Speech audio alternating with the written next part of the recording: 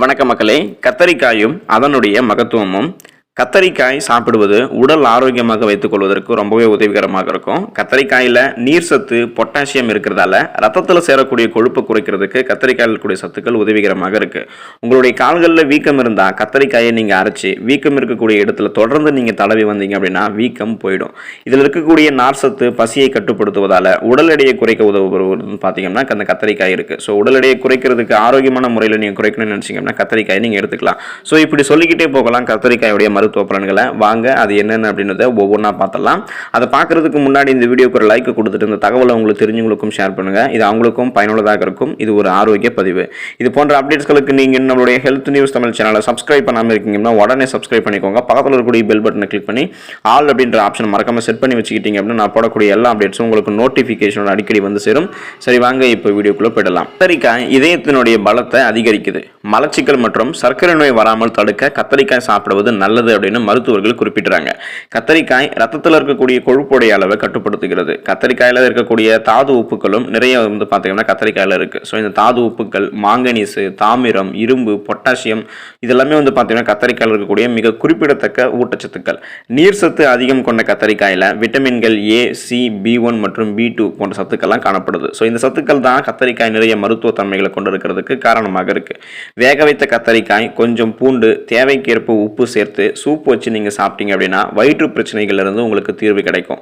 நெருப்பில் சுட்ட கத்தரிக்காயோட சர்க்கரை கலந்து வெறும் வயிற்றில் நீங்கள் சாப்பிட்டீங்க அப்படின்னா மலேரியா மற்றும் மண்ணீரல் வீக்கம் உங்களுக்கு குறையும்.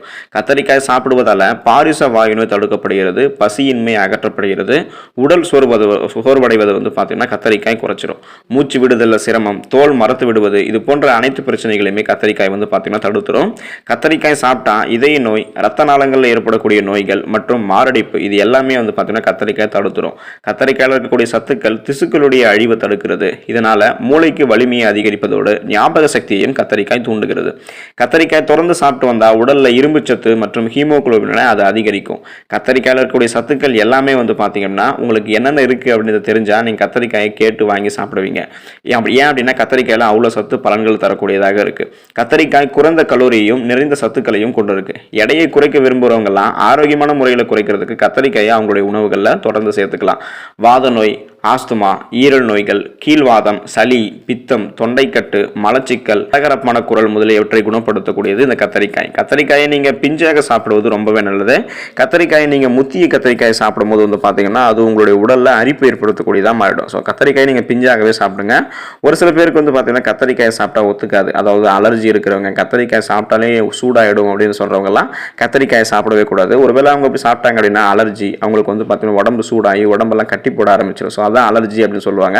ஸோ அதுக்கு மேலும் பார்த்தீங்கன்னா என்ன பண்ணும் அப்படின்னா கத்தரிக்காய் நீங்கள் சாப்பிடும்போது உங்களுக்கு புண்கள் ஏதாவது இருந்தது அப்படின்னா அந்த புண்களை ஆறாத புண்களாக கத்தரிக்காய் போயிட்டு மாற்றிடும். ஸோ உங்களுடைய புண்கள் எப்பயுமே ஆறாமல் போயிடும். புண்கள் இருக்கிறவங்கலாம் கத்தரிக்காய் சாப்பிட்றத கண்டிப்பாக தவிர்க்கிறது ரொம்பவே நல்லது. ஸோ மற்றவர்கள்லாம் கத்தரிக்காயை அளவோடு சாப்பிட்டு ஆரோக்கியமாக இருங்க. நன்றி மக்களே.